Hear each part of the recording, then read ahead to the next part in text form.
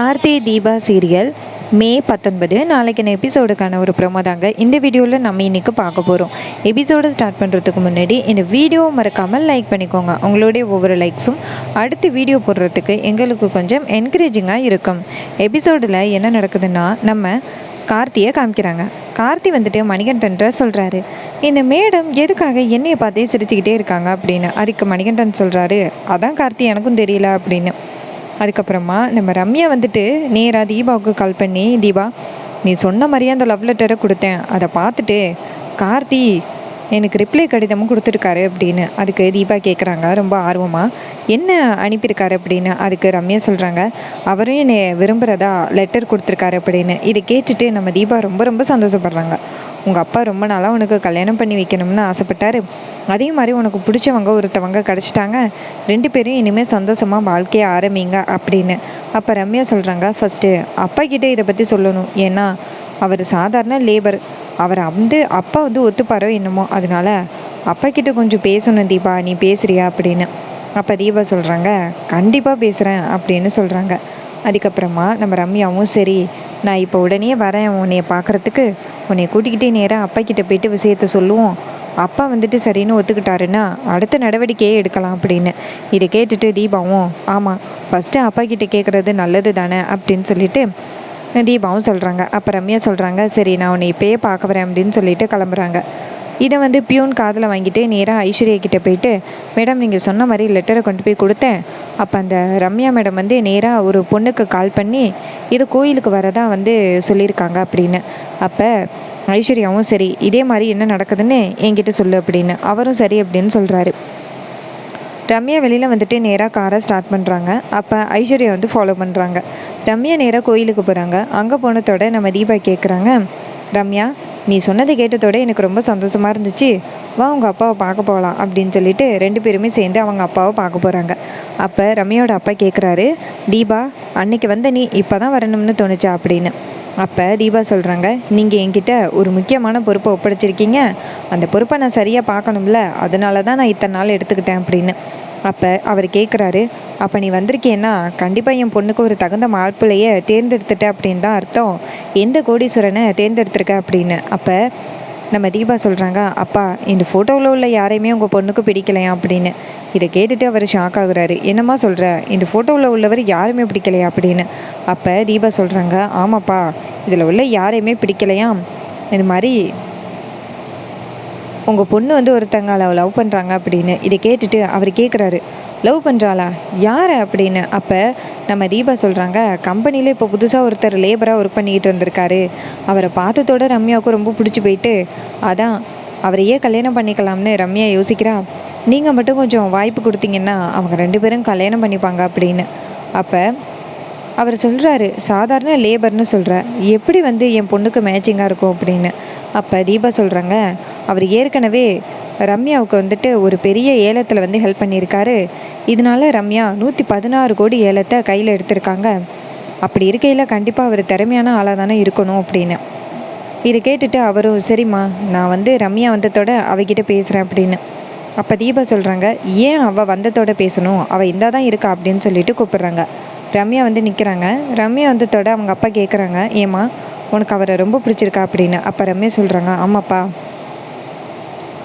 எனக்கு அவரை ரொம்ப பிடிச்சிருக்கு, அவர் கூட இருந்தால் நான் சந்தோஷமாக இருப்பேன்னு நினைக்கிறேன், அவருக்கு என்னை கல்யாணம் பண்ணி கொடுங்க அப்படின்னு. இதை கேட்டுட்டு அவர் சொல்கிறாரு, என் பொண்ணு இத்தனை வருஷம் கழிச்சு இப்போ தான் கல்யாணத்தை பற்றி பேசியிருக்கா, அப்படி இருக்கையில் அவளுடைய ஆசையை நான் எப்படி வேணான்னு சொல்லுவேன், கண்டிப்பாக என் பொண்ணுக்காக நான் அவர்கிட்ட பேசுகிறேன் அப்படின்னு சொல்கிறாங்க. இதை கேட்டுட்டு நம்ம தீபா ரொம்ப சந்தோஷப்படுறாங்க.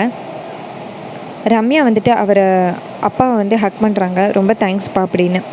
அதுக்கப்புறமா நம்ம தீபா என்ன பண்ணுறாங்கன்னா, சரி ரம்யா நான் வீட்டுக்கு கிளம்புறேன் அப்படின்னு சொல்லிட்டு கிளம்புறாங்க. அதுக்கப்புறம் அந்த ரம்யாவோட அப்பா சொல்கிறாரு, சரி அந்த பையனோட அட்ரஸ் என்ன, அவன் பேர் என்ன எல்லாம் தெரியுமா அப்படின்னு. அப்போ ரம்யா சொல்கிறாங்க, அவருடைய அட்ரஸ் எல்லாம் இருக்குப்பா அப்படின்னு சொல்லிட்டு அட்ரஸை அவங்கக்கிட்ட கொடுக்குறாங்க. இதை கேட்டுட்டு அவரும், சரி நாளைக்கு அவங்க வீட்டுக்கு நம்ம போய் கேட்போம், அவர் என்ன சொல்கிறாருன்னு பார்ப்போம் அப்படின்னு.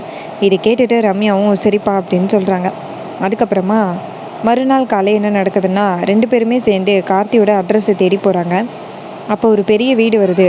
அப்போ அப்போ நம்ம ரம்யாவோட அப்பா கேட்குறாரு, கார்த்தியோட அட்ரஸ் இதானா, சரியாக பார்த்தியா அப்படின்னு. அதுக்கு ரம்யா சொல்கிறாங்க, அப்பா இதுதான் கார்த்திக் வீடோட அட்ரஸ்ஸு, அவரோட ரெஸ்யூமில் இதான் இருந்துச்சுப்பா அப்படின்னு. இது கேட்டுட்டு அவரும் சரி அப்படின்னு சொல்லிட்டு வீட்டுக்குள்ளே வராங்க. அபிராமி அருணாச்சலம் எல்லோரும் உட்காந்துருக்காங்க. அப்போ நம்ம அபிராமி வந்துட்டு ரம்யாவை பார்த்துட்டு வாமா அப்படின்னு சொல்ல, அப்போ ரியா வந்துட்டு நேராக ஐஸ்வர்யாவுக்கு கால் பண்ணுறாங்க. இது மாதிரி அந்த ரம்யா அவங்க அப்பாவை கூட்டிக்கிட்டு அபிராமி வீட்டுக்கு வந்திருக்கா அப்படின்னு. இதை கேட்டுட்டு ஐஸ்வர்யா ஷாக் ஆகுறாங்க. நம்ம என்ன நினச்சோம், என்ன இப்படி நடக்குது, உடனே இவ மாப்பிள்ளை கேட்டு வருவான்னு நான் நினைக்கவே இல்லை அப்படின்னு ஐஸ்வர்யா சொல்கிறாங்க.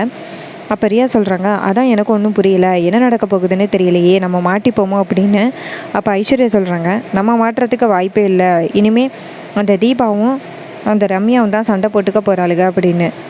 ரியாவும் சரி நான் பார்க்குறேன் அப்படின்னு சொல்கிறாங்க. இன்னொரு பக்கம் நம்ம ரம்யா இருக்காங்கல்ல, அவங்க அபிராமிகிட்ட சொல்கிறாங்க, இது கார்த்தியோட வீடு தானே அப்படின்னு. அதுக்கு அபிராமி சொல்கிறாங்க, ஆமாம்மா இது கார்த்தியோட வீடு தான் அப்படின்னு.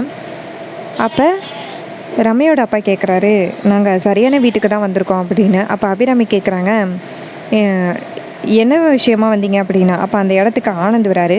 ஆனந்தை பார்த்ததோட நம்ம ரம்யா கேட்குறாங்க, ஆனந்த் இங்கே என்ன பண்ணுற அப்படின்னு. அப்போ ஆனந்த் சொல்கிறாரு, என்னை பார்க்க வந்தியா ரம்யா அப்படின்னு. அப்போ ரம்யா சொல்கிறாங்க, இல்லை ஆனந்த் நான் கார்த்தியை பார்க்க வந்தேன் அப்படின்னு. அப்போ கார்த்தியை எதுக்கு பார்க்க வந்தேன் அப்படின்னு ஆனந்த் கேட்குறாரு. அப்போ ரம்யா சொல்கிறாங்க, ஒரு முக்கியமான விஷயமா தான் அப்படின்னு. அப்போ அபிராமி சொல்கிறாங்க, கார்த்தி மாடியில் தான் இருக்கா, போய் பாருமா அப்படின்னு. இது கேட்டுட்டு ரம்யாவும் சரி அப்படின்னு சொல்லிட்டு மாடிக்கு போகிறாங்க. அப்போ மாடியில் என்ன நடக்குதுன்னா, நம்ம தீபா கார்த்திக்கிட்டே கேட்குறாங்க, இங்கே பாருங்கள் கார்த்திக் சார், நீங்கள் வர வர சரியில்லை, எப்போ பார்த்தாலும் உங்கள் மேடத்தை பற்றியே பேசிகிட்டு இருக்கீங்க, எனக்கு பிடிக்கவே இல்லை அப்படின்னு. அப்போ கார்த்தி சொல்கிறாரு, இங்கே பாரு, நான் யார்கிட்ட பேசுனாலும் நீ ஏன் இப்படி கோவப்படுற, நீ தான் என்னுடைய மனைவின்னு தான் எல்லாருக்குமே தெரியுமே அப்படின்னு. அப்போ தீபா சொல்கிறாங்க, உங்களுடைய மேடம் அந்த ரம்யாவுக்கு தெரியுமா அப்படின்னு. அதுக்கு கார்த்தி சொல்கிறாரு, அதெல்லாம் தெரியாது, எனக்கு என்ன கல்யாணம் ஆகலைன்னு தான் நினச்சிக்கிட்டு இருக்காங்க அப்படின்னு. இதை கேட்டுட்டு நம்ம தீபா டென்ஷன் ஆகுறாங்க, நீங்கள் சொல்கிறீங்களா இல்லையா அப்படின்னு. அப்போ டக்குன்னு நம்ம கார்த்தி தீபாவை ஹக் பண்ணுறாரு. உன்கிட்ட நான் எத்தனை தடவை தான் சொல்கிறது அப்படின்னு. அப்போ அந்த இடத்துக்கு நம்ம ரம்யா வராங்க. ரம்யா 2 பேரையும் பார்த்துட்டு ஷாக் ஆகுறாங்க. அப்போ நம்ம தீபா ரம்யாவை பார்த்துட்டு ரொம்ப சந்தோஷப்படுறாங்க. ரம்யா இங்கே என்ன பண்ணுற அப்படின்னு. அப்போ கார்த்தி நேராக ரம்யாவை பார்த்துட்டு, மேடம் இங்கே என்ன பண்ணுறீங்க அப்படின்னு. அப்போ நம்ம தீபா ஷாக்காக கார்த்தியை பார்க்க, அப்போ கார்த்தி சொல்கிறாரு, இவங்க தான் என்னுடைய மேடம் அப்படின்னு. அப்போ தீபா சொல்கிறாங்க, சரி இவ தான் சார் என்னுடைய ஃப்ரெண்டு அப்படின்னு. அப்போ நம்ம ரம்யா தீபாவை பார்த்துட்டு சோகமாக நிற்கிறாங்க. அப்போ தான் நம்ம தீபா யோசிக்கிறாங்க, ஏன் இவ இங்கே வந்திருக்கா, கார்த்தியோட மேடம் தான் ரம்யாவா அப்படின்னு. நம்ம தீபாவும் ஷாக் ஆகுறாங்க. அப்போ நம்ம ரம்யா தீபாட்ட கேட்குறாங்க, கார்த்தி தான் உன்னுடைய ஹஸ்பண்டா அப்படின்னு. அப்போ தீபா சொல்கிறாங்க, ஆமாம் தீபா, இவர் தான் அந்த லக்கி பாய் அப்படின்னு. அப்போ நம்ம ரம்யாவும் ஓ அப்படியா அப்படின்னு சொல்கிறாங்க. ரொம்பவே இன்ட்ரெஸ்டிங்காக அப்கமிங் எபிசோட கொண்டு போகிறாங்க. இதே மாதிரி இனிமேல் அப்டேட்ஸ் வேணும்னா இந்த சேனலை சப்ஸ்கிரைப் பண்ணிக்கோங்க. இது வரைக்கும் இந்த வீடியோவை பார்த்தவங்க எல்லாருக்குமே ரொம்ப நன்றி. அடுத்த வீடியோவில் பார்க்கலாம். தேங்க்யூ ஃபார் வாட்சிங்.